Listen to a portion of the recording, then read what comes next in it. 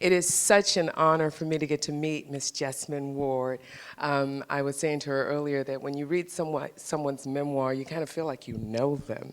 So I feel like I know her, even though we've only met just 5 minutes ago. And we're so pleased to have you here. I'd like to start maybe with you telling us a little bit about your family background, which you do very well in the book, but just to articulate where you came from, DeLille, Mississippi, and what your family structure was like there. So I come from a really small town in Mississippi called DeLille. I don't know exactly how many people live in the town, but it's really small. I mean, at the most, maybe 1,000, maybe. My family has lived there for generations. Most of the families that live there have lived there for generations. They tend to be, most of the families are really large. On my side of the, in my family, if I just count my mother's family, so her sisters, their kids, and then their kids, there are over 200 of us. Wow. Just, So you're a town. Yes, we are. Exactly. So that's why everyone in DeLille, like we're all, then those families tend to be related to the other families that are in the town, right? And so there's a real sense of, a very particular sense of community there, I think, that occurs because everyone's related. Let's see. So, and in my family, it's funny because when people ask me questions about my second novel, about Salvage the Bones, and they ask me, why did you choose to write about this girl that grows up in a world full of men? And then I always tell them that it was an interesting project for me because Esh, the girl who grows up in a world full of men, her reality is just opposite of my reality and of most of the young women, all of the young women really that I know at home, right? Because when I was growing up, I always had tons of strong women role models, because in my community and in my family, it seems like the women are the ones that keep the family together, that hold the family histories, that really keep the community together. And so that's why it was really interesting for me to work on Salvage the Bones, because this character's life was totally alien to me in some ways. So that was fun. So that's, I guess, a little bit about my family and my community. And your nuclear family, you are the eldest Yes. daughter of an eldest daughter. And growing up in a small town where everybody's related, what was that like? It was difficult because, my mom, like, you said she was the eldest, she was the eldest daughter in her family, and for her, that meant, sort of taking on the responsibilities of an adult in regards to taking care of her brothers and her sisters very early. She tells me these stories about, pushing a chair up to the stove when she's 6 years old and cooking, for her siblings so that they can have something to eat before they go to school in the morning, and so from very early on, a very early age, she was, she had to do that, and so I think that, that sort of maybe made her really not want to have a family at such a young age, but unfortunately, that's sort of the way that it happened. I mean, I was born when my mom was 18. So she just finished mothering her brothers and her sisters, and then here she has, her own family. And so I think it was difficult for her when she was raising us, and specifically when she was raising me, because she had a certain model, right, for what it meant, in regards to, the eldest daughter, right? What was expected of the eldest daughter. And she didn't want to do that to me. Like, she didn't want to, place those same responsibilities on me. So I think it was something that she had to be very mindful of, and I think it was difficult for her to sort of to navigate that, to try to figure out, okay, what will teach her responsibility, what will teach her sort of self-reliance and give her, and make her learn her strength. But then what's too much, right? How far, how much do I give her? How far do I push her? So your mom was not unlike a lot of women, idealistic to some extent, hoping to have a relationship that lasted forever with the love of her life. And that didn't really work out so well. Your father sounds like an incredibly colorful character. Tell us a little bit about your father. He is.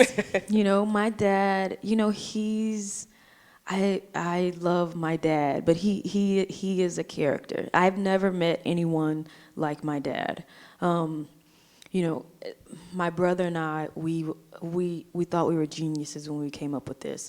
But when we were younger, we were just having this conversation about our dad, and we figured out that he didn't wear clothes. He wore costumes, right?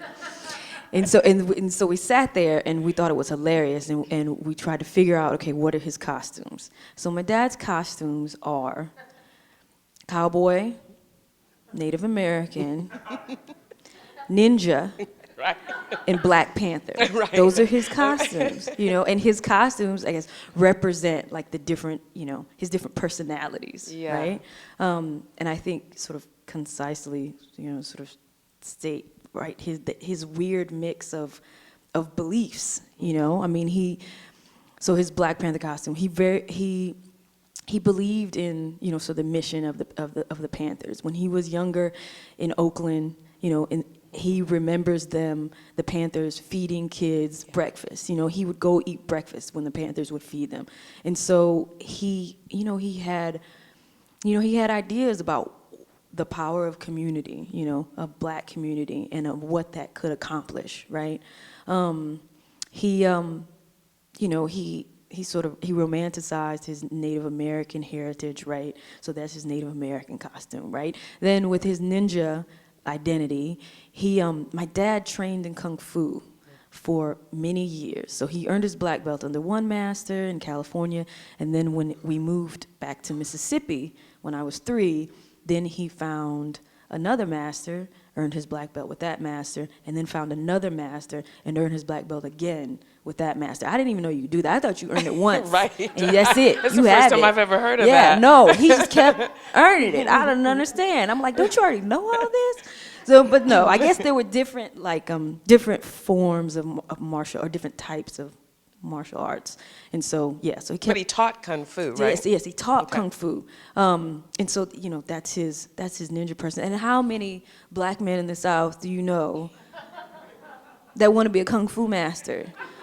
With a long black braid. With a long black braid. Exactly. His Native American braids. But that's my dad. He's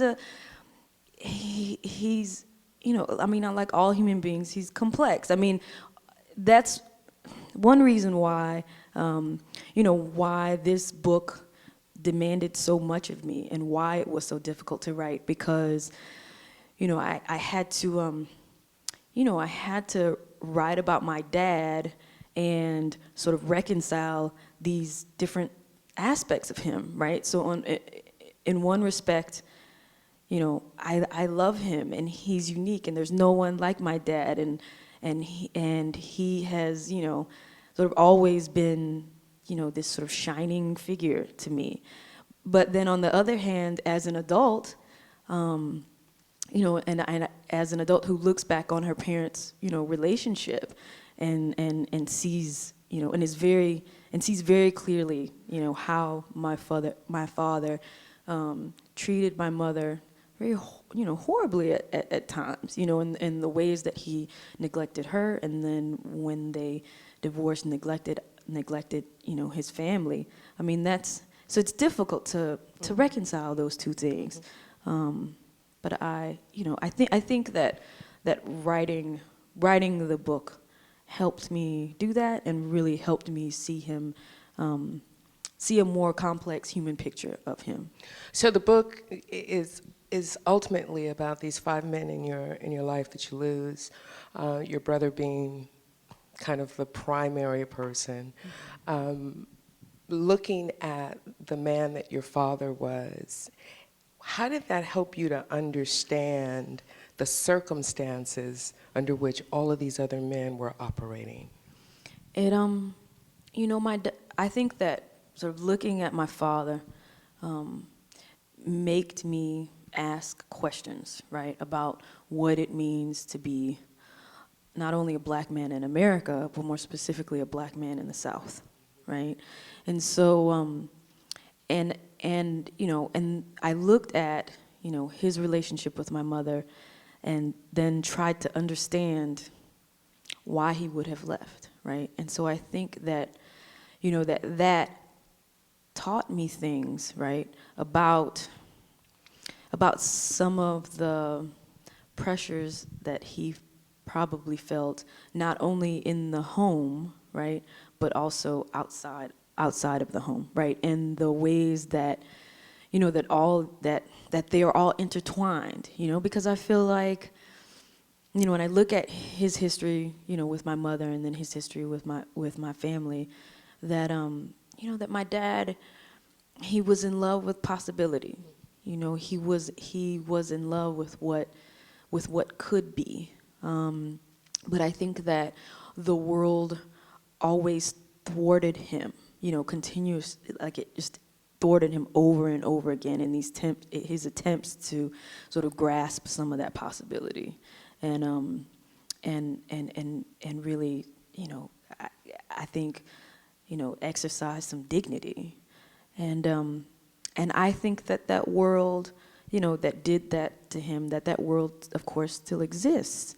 And so, you know, when I was writing about my brother and my cousin and my friends that died, like, that it was with the consciousness of that world that was exerting that, or that is, you know, that exerts those pressures on black men in America and young black men in the South. And I think it helped me gain a better understanding of the ways that they felt cornered, you know, when they were alive, or the ways that they, you know, or maybe gave me more insight into how they felt their choices were limited. Yeah, I know when you write about your brother particularly, and to you, his older sister, you know, you have this nurturing attitude towards him. You want him to be this amazing man that you see inside of him, but there are circumstances that just won't make that possible. Talk about those circumstances. Talk about the poverty, prison system, all of the things that you write about that you know impact the possibilities of black men, particularly in the South. I mean, it seemed like, you know, when me and my brother, when we were growing up, you know, there came a time when I was a teenager where I realized that the feeling, you know, in the community was one of the things that, you know, that young black men in particular felt was that jail was inevitable. You know, that one day, for one reason or another, you know, it could be you know, the result of, you know, of actual, you know, illegal actions that they were taking, you know, selling crack, stealing things, you know, being violent, right? Or, you know, they could go to jail for, you know, stupider, not violent, you know, like, not like reasons that that weren't that wouldn't be under their control, you know. But I think that that was a feeling, you know, that my brother had, and that young men of his generation that they had, that was inevitable.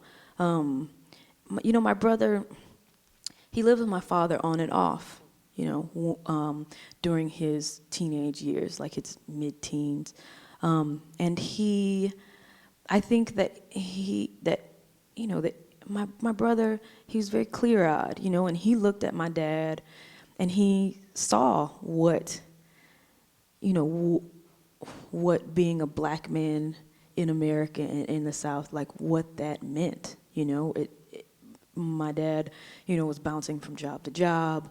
You know, it was hard for him to find gainful employment, to make enough money to support a family on. You know, he was having trouble paying the bills and you know, and really providing like a stable home for my brother. And you know, when my brother lived with him, and my brother, you know, he saw all that, and I think that it made him, you know, realize that the system as it was set up was not designed for him to, you know, it was not designed for him to prosper in any way, you know, or to, it just wasn't designed for him to prosper. And so because he recognized that fact, I think that that's one of the reasons that, you know, that he started, you know, doing things that, as his older sisters, that I felt like he shouldn't have been doing when he was younger. You know, why we had that conversation where he told me they were selling crack and he was just 14, you know? I mean, I wrote about that in the book because I want people to start asking questions about that, right? I want people to begin to, you know, to think about what that means and why that's okay for, you know, a young black man, you know, that's 14, a boy, you know, a child, right, to think that that's his best option. But that was his gap Yes. measure. Yes. That was something he was able to do. I wonder what impact the fact that your mother cleaned the homes of rich white people and I want to know about the impact that had on you, but what impact do you think that had as well on young men in the community who saw their mothers, their aunts, their sisters relegated to these low-end jobs, and then unemployment or employment, I should say, be absent for them? What impact do you think that had on the psyche of those young people and of you? I mean, I think that breeds a kind of hopelessness. You know, I mean, if this is what, you know, because if that's all that you see around you, then you, of course, you think, okay, these are my options, right? And those options are pretty depressing, and they can be. I mean, sometimes, you know, work like that can be rewarding, you know, but I think more often than not that kind of work feels demeaning. And with some of my mother's employers, that was definitely the case. It was, you know, you know, I mean, of course it was much harder for my mother because she had to do the work. I mean, not only was it like, you know, I think psychologically demeaning, but, you know, just physically it was very hard for her to do the work that she did.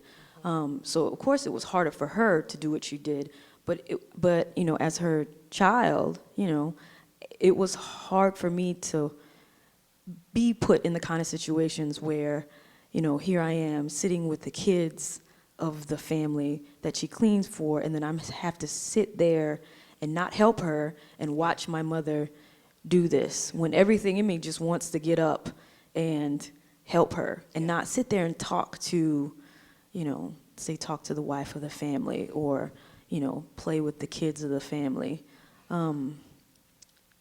Did I know you have that. Yeah, I know you have. There's that passage where you were sitting in the kitchen, where your mother is cleaning the house, and the wife is talking to you about what's studying a foreign language, and you talk about having learned about W.E.B. Du Bois' double life and that whole standard. You felt like you were living a double life at that time, but at the same time, that was kind of your way out. Yeah, it was. Talk a little bit about how that came to be, your school experience.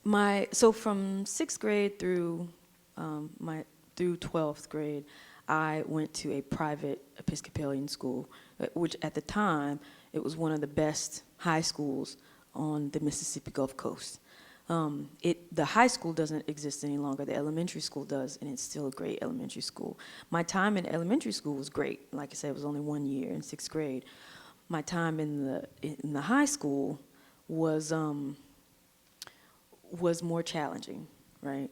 The reason that I was even able to attend this school is because the family that my mother worked for, the husband in the family was a lawyer, and I don't think he came from a wealthy background, but he'd gone to Harvard for his undergrad and also for law school, and then he worked at a law firm in New Orleans. And so, my mother would have conversations with him while she was working. He'd ask her questions about her kids, and so she told him that I was being bullied in school, and so my grades were plummeting, and I was just, I was having lots of problems, and so he offered to pay my tuition,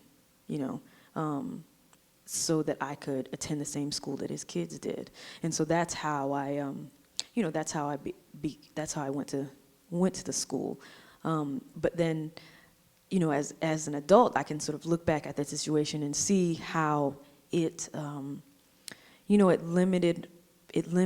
My mom couldn't switch jobs. She couldn't maybe pursue some other career path that she wanted because she had to worry about keeping me in school.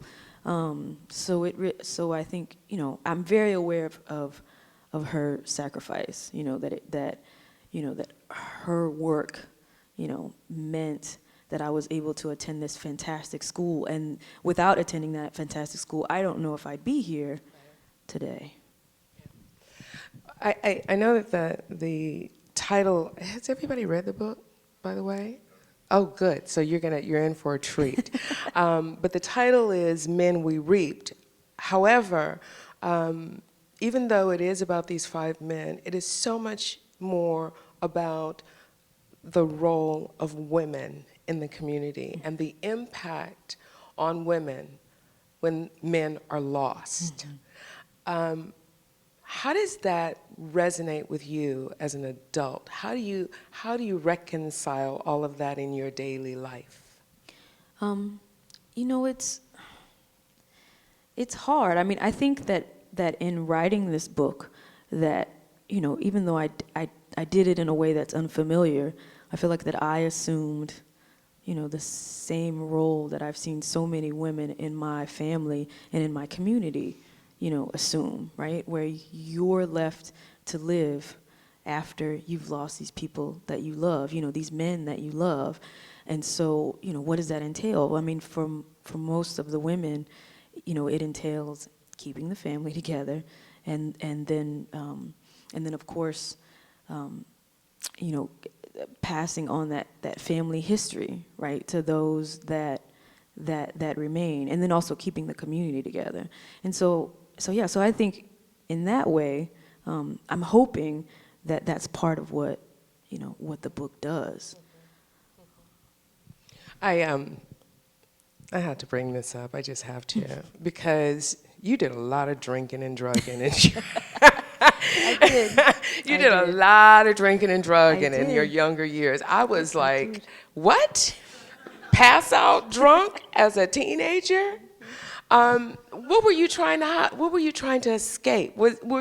Because here's why I'm asking this question. Because on the contrary, it's obvious that you love the people, the place where you are growing up, and how much you miss them when you leave to go to college. But it feels like you were really trying to escape. You were either trying to escape something, or you were just trying to fit in. I was trying to escape something. Even then I was very aware of the weight of racism in the South, of economic inequality in the South, of poverty in the South. I saw all of that manifesting itself in my family from a very young age. And I hated it. I just felt so powerless in the face of it, that I think that definitely, spurred me to do what I did and to live my life that way, when I was in high school. And then, of course, especially once my brother died, I was self-medicating just like many of the young men that I write about in the book. Because there was no I didn't have we didn't have health insurance for for most of the years that, for most of my, younger years, we didn't have health insurance. There was definitely no mental health, there was no access to mental health, right? No access to any the medication that maybe would have helped. And so, when you see all of that, you become hopeless. The world is telling you over and over again that you are worth less. Over and over and over and over again. In the kind of interactions that I had with my classmates, with people in the outside world, with what I saw, say like on the news, or just conversations that I saw happening in the larger, like in the political landscape. I mean, that world tells young black people that they are worth less all the time, every day. It dogs you, and so how do you deal with that? You do what I did, and you do what my friends did, and then when you start dying, when all of a sudden your brother and your cousin and your friends just start dying young, and you can see by the fact, first of all, that the fact that these deaths are happening and no one's talking about it or trying to do anything to like slow this from happening. And then also because of what happens after they die, how some of them are dead and no one is held accountable for their deaths. Like, again, then that's in a very personal way, the world is telling you that you are worthless. I couldn't help but think about Trayvon Martin when I was reading about your brother and the sentence that, because while he died as a result of an accident, the accident was the result of a drunk driver who walked away from the scene. And the punishment was 5 years, he did 2, and had to pay your mother $14,000, of which he never paid a penny. No, he didn't. And he wasn't even charged with vehicular manslaughter or anything like that. He was charged, because I've seen the court, my mom gave me the court papers, and in them, that it says that he was charged with leaving the scene of an accident. That was it. So in the official, language, my brother doesn't even exist. His life doesn't exist. I mean, his death isn't even mentioned. It's insane. It's insane. There is this, and you asked if I wanted you to bring your book. I'll read it unless you want to read it. Oh, no. There is this kind of final passage in here that I think is really what you're talking about. I had to put my glasses on. And I told you I cried a lot reading this book. But it says, "We who still live do what we must. Life is a hurricane, and we board up to save what we can and bow low to the earth to crouch in that small space above the dirt where the wind will not reach." I imagine that relates to that little hole you found in the ground. We honor anniversaries of deaths by cleaning graves and sitting next to them before fires, sharing food with those who will not eat again. We raise children and tell them other things about who they can be and what they are worth. To us, everything. We love each other fiercely while we live and after we die. We survive. We are savages. When I was 12 years old, I looked in the mirror and I saw what I perceived to be my faults and my mother's faults. These coalesced into a dark mark that I would carry through my life, a loathing of what I saw, which came from others' hatred of me. And all this fostered a hatred of myself. What can we do, or what do you think, I guess, what do you want people to walk away with feeling after they've absorbed these stories, as well as the statistics that you call out in the book? What can we do, in your view, to change the circumstances? Well, I think that the first step towards changing anything is just talking about it. And I think that this conversation is already taking place. It already exists. But, part of what I wanted the book to do is I wanted the book to contribute to that conversation. So I think that first we just need to acknowledge that this exists and talk about it.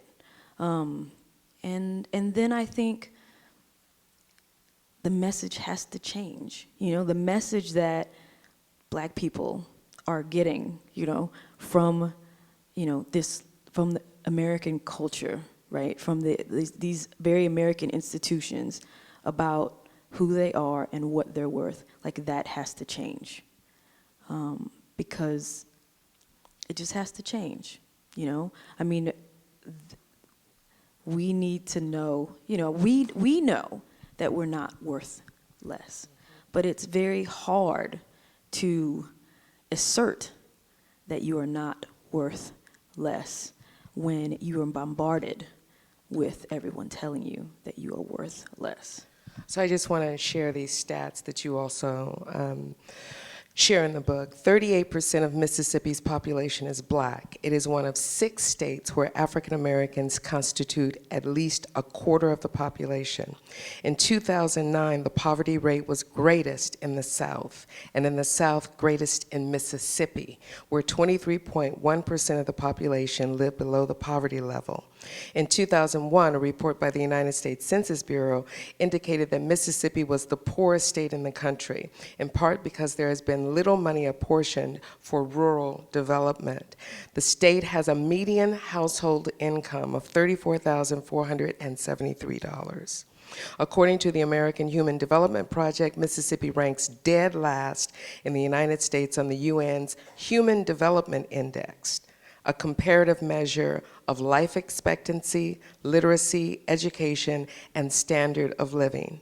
About 35% of Black Mississippians live below the poverty level, compared with 11% of whites. And about 1 of every 12 Black Mississippi men in their 20s is an inmate in the Mississippi prison system.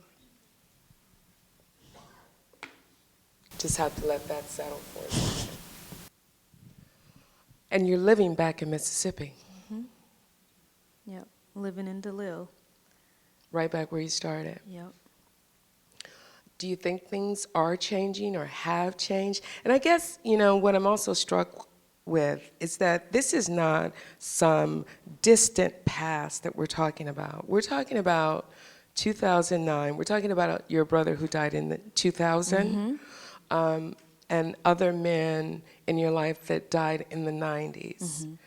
It's right here. It's right here in front of our face. Mm-hmm. How does it feel to be in that environment now, knowing what you know, no longer a wide-eyed kid? You know, I chose to return because I feel like, you know, my return and the fact that I live in the community does a couple different things. I feel like, one, that it contradicts the story that we hear when we're kids, that the only way to make it is to get out, you know, and get as far away as possible, you know. And I want to change. I want to be an example, right, that doesn't always have to be the story. You know, you don't always have to give up home in order to make it, you know. And one of the other reasons that I chose to return is because I want to change the message, you know. I want to add my voice, you know, and the voices of, you know, the people that I grew up with, you know, the people that I still know and love in my community. I want their voices to be part of that conversation, to be part of the conversation. And I think that hasn't been the case for so long. And I'm ready for that to change. So that's another reason that I moved back home. I mean, things, you know, it seems to me that more young women in my community now, you know, in their high teens, right, that they are, you know, I think that many of them, a fair number of them, expect to go to college, you know, after they graduate. And I think that wasn't necessarily the case when I was that age, right? So I feel like that has changed as far, but I think that it's only changed in respect to the young women. I don't really see it as much with the young men in my community, and I also know that that so in some, I think some small things like that concerning expectations have changed, but the community that I'm writing about in that book, that's still the community that that exists. I mean, they're still getting those messages. They still feel those pressures. Crack is still, just like ravaging the community. Yet you were encouraged to write this book by your sisters and other people who wanted you to tell their story. How did you go about approaching writing this story? It's a difficult story. It is a memoir. But how did it happen that you decided this story needed to be told and you needed to be the one to tell it if no one else was going to tell it? I fought against that realization for a very long time because I didn't want to be the one. I didn't want to tell the story, because telling this story meant that I'd have to sit with it and live with it, on the page. And I didn't want to do that. I didn't want to do that because I knew it was going to be painful. It was painful enough to live through it. And then I knew that I'd have to relive it, right, when I wrote about it. So I didn't want to do it. It wasn't until, I talked to my sisters about it.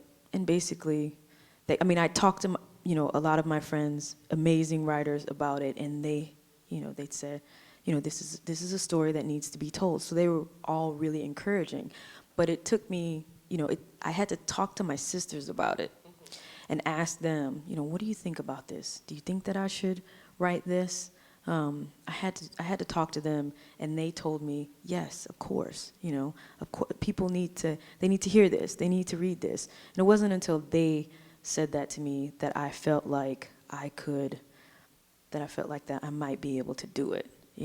But And your mother gave you permission to do so. I'm sure that weighed heavily. she did. She gave me permission to do it, but I think that the result differs from her vision for it, from what she thought it would be. Because my mother's a very private person, and I think that that there's plenty about my family that she wishes that I hadn't included, that I hadn't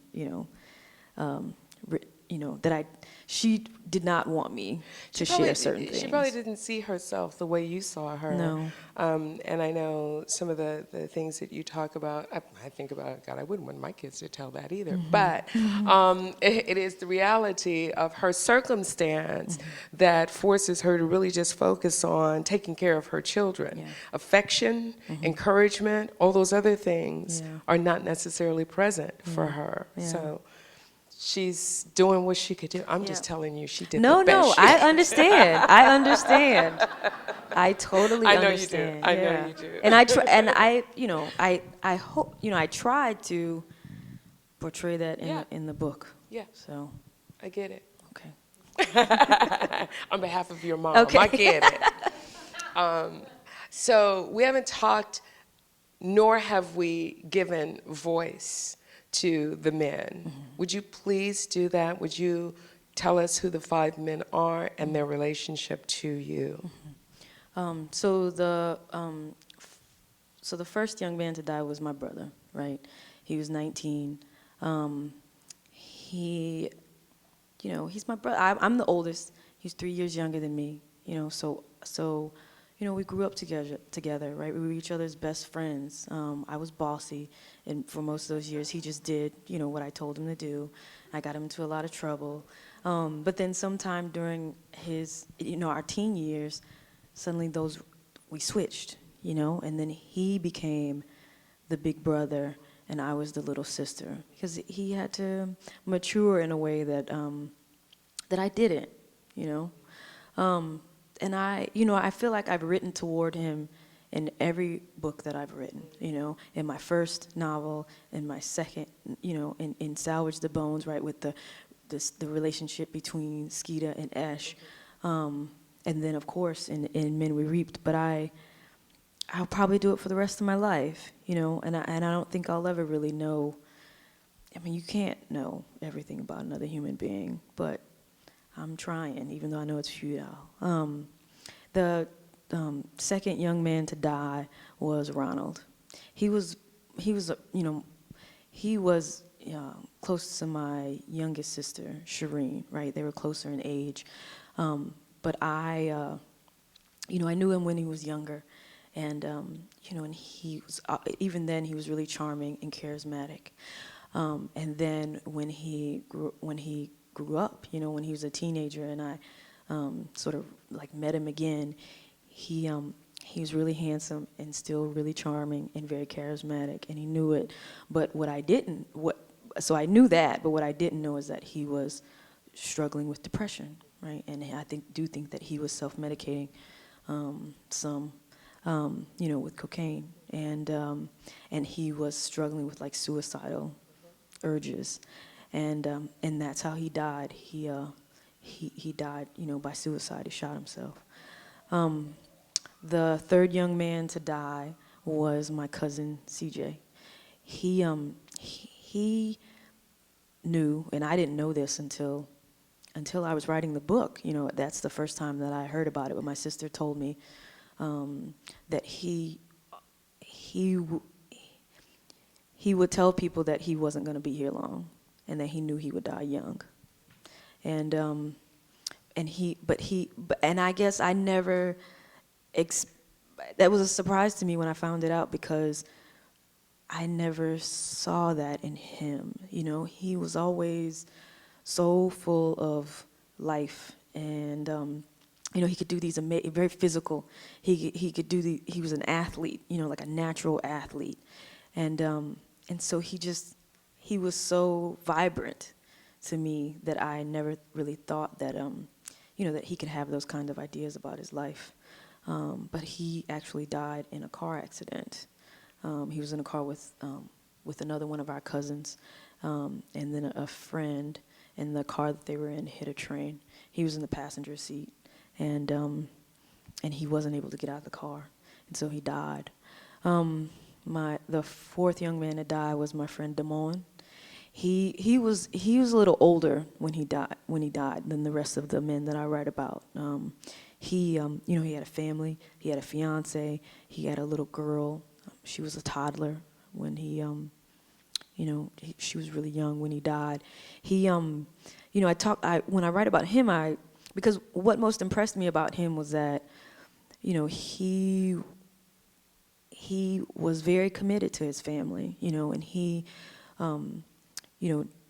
was committed to providing for them, to providing a home for them, to being the breadwinner in the family.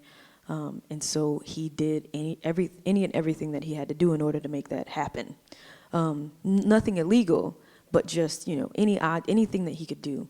So he was really devoted. And he was just trying to, he was doing the best that he could, and he was trying to make what he thought of as the correct decisions, right? And so he'd agreed to testify, in a drug case, and some people think that that's the reason that he died, because someone murdered him. They waited for him to come home from work, and they waited in his front yard, and in the dark. There are no street lights out in DeLille, so they waited in the dark and they shot him. And his murder has never been solved. And then the last young man to die was my friend Raj. He also struggled with addiction. And then unfortunately he had a hereditary heart condition. His father had died young from a heart attack. And so, some people think that the fact that he was, that he was abusing cocaine, that contributed to his heart attack. So he had a heart attack and he died. But, in his life, he was, when we were friends, I knew that he was using drugs, but I didn't really know the extent of his drug use. And he, he was just, he had a great sense of humor, He was really funny. He was always very, very kind, and he sort of made you feel like, that he was like really interested in you and very invested in you, and like you were the only person in the room when he was talking to you, like he was just always very present. But he, like I said, he died of a heart attack. And he was alone and wasn't found for a couple of days. Yeah, wasn't found for a couple of days. Wow.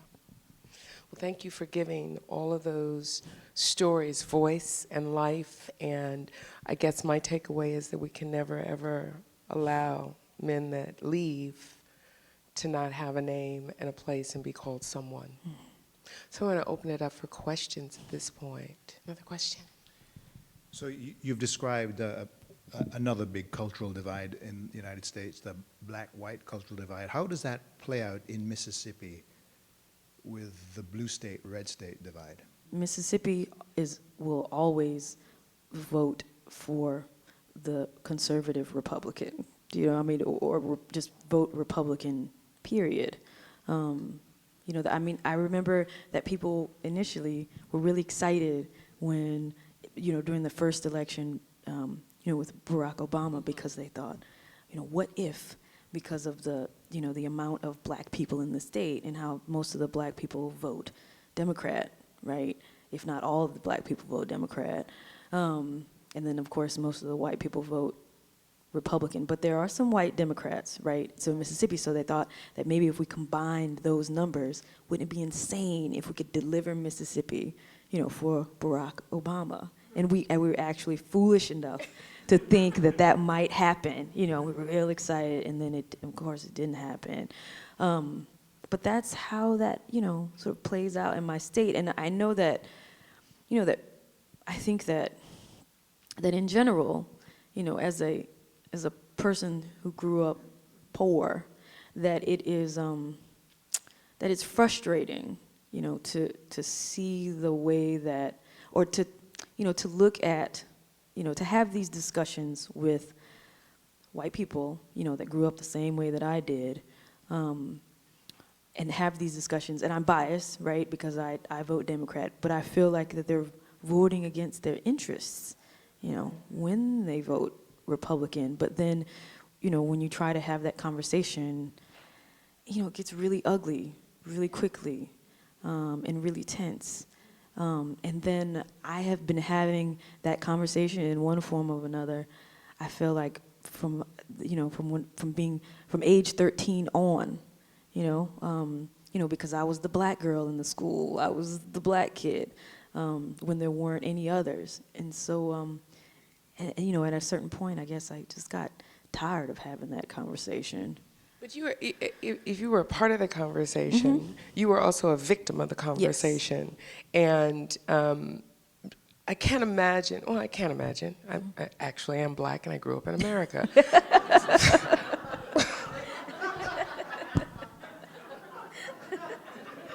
I almost lied. But having the experience, for instance, of being in high school, I think it is, and having someone, you're taking a test, and someone comes and sits on your desk and tells, I'm just going to say it, nigger jokes, and then ask you, come on, you must know some honky jokes. I mean, I can't imagine. Damn, I almost lied again. I can imagine. But talk about what that does to your spirit. I mean, it takes a long ass time. Let me put it that way. It takes a really long time to get past something like that and the fear of that happening. Yep. Yeah, the fear, and then, you have to you have to learn how to live with that fear. In the South, I feel like even now, when I am in the South, and I know this makes me sound like a loony person for moving back home, but when I am in the South, I feel it's a physical sensation of heaviness. And sometimes, I'm not aware of it. Like I forget that I feel it. I become very aware of the fact that I feel like that, all the time when I leave the South, and I just even, get off in the airport in New York City or in San Francisco, and suddenly I feel lighter. And I know that part of the reason that I feel that, right, is because it's because it's because of the fear, right? You live with that fear, which is of course informed by the history of of that place, and that's the way that history is manifesting itself in the present. And then of course, he was the kid that did that was communicating something else to me, right? He was trying to make me afraid, right? But then also trying to hurt me, but then also he was communicating the same message that I feel like, the Zimmerman verdict, communicated, right? You are worth less. And there was references to lynching and picnics and that sort of thing. Yeah. Great. Any other questions? Has there been any negative reaction in the community? Like you've told our story, but maybe it's too close? There has been, and I think I knew that would happen when I wrote the book, but I had to weigh the purpose of the book, against that. Like I really had to believe that the book was communicating something important and something that needed to be said, against, offending people and making people angry and, and I think ashamed and embarrassed in some ways because I'm admitting, because I'm telling, I'm telling these secrets, right? So yeah, every day, as I'm talking to people about this book, I have to, I have to remember, and be very mindful of the fact that I believe in it, and that I believe that it's adding something important to the conversation, and that makes me able to, to deal with, the people in my community who are angry about it or, or disagree with what I've done. Earlier in your comments to us, you talked about the system failing. Could you just elaborate on that? Are you talking about the system of family or the system when we talk about society, or maybe both? Those systems, could you just share with us about those? I think it's all of it. I think the system of the family is failing. So many.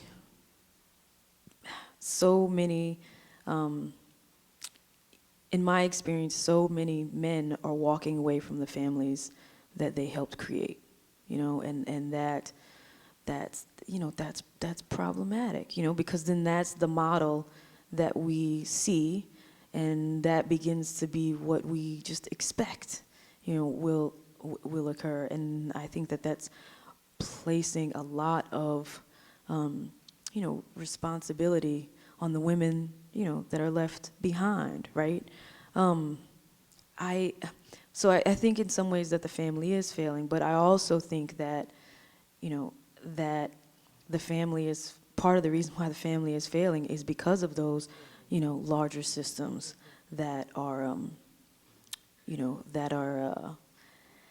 that are in place and that are bearing down on Black people in this country, like an education system that fails them, that institutes a, school to prison pipeline, where, young Black people are falling through the cracks and no one gives a damn.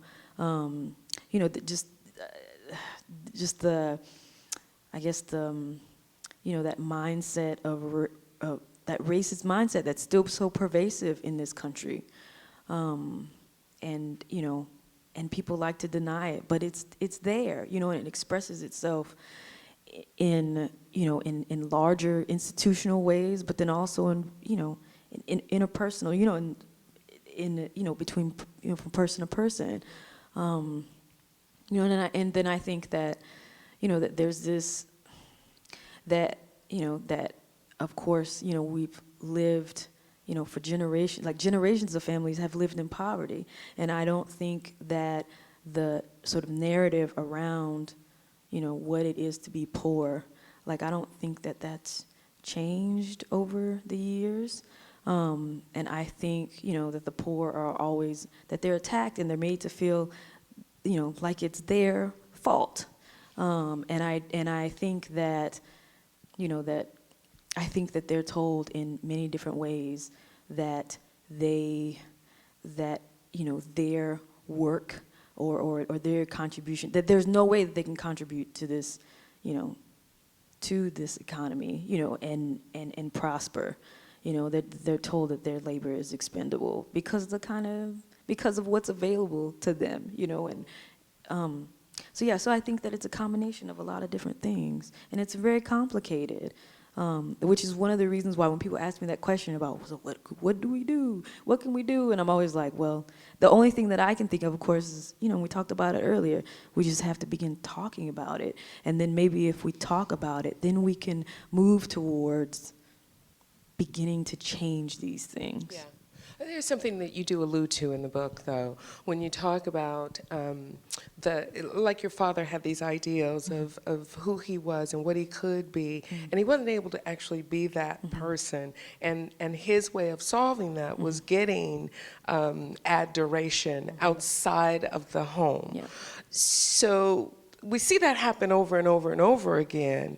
And it is a result of an external impact Yep. to some degree. Yep. Or totally. Yeah. And the other thing I think that you allude to has to do with what happens to a community when there are no men present. Mm-hmm. And I think that's what we're experiencing in the Black community particularly. Mm-hmm. It's not just men are getting up and walking away, but there are reasons that they are not present, and some of that is systemic. Mm-hmm. Yep. If I can just put an exclamation point on that. Yes. Yeah. Thank you. Thank you so much for doing this book. Thank you for being with us.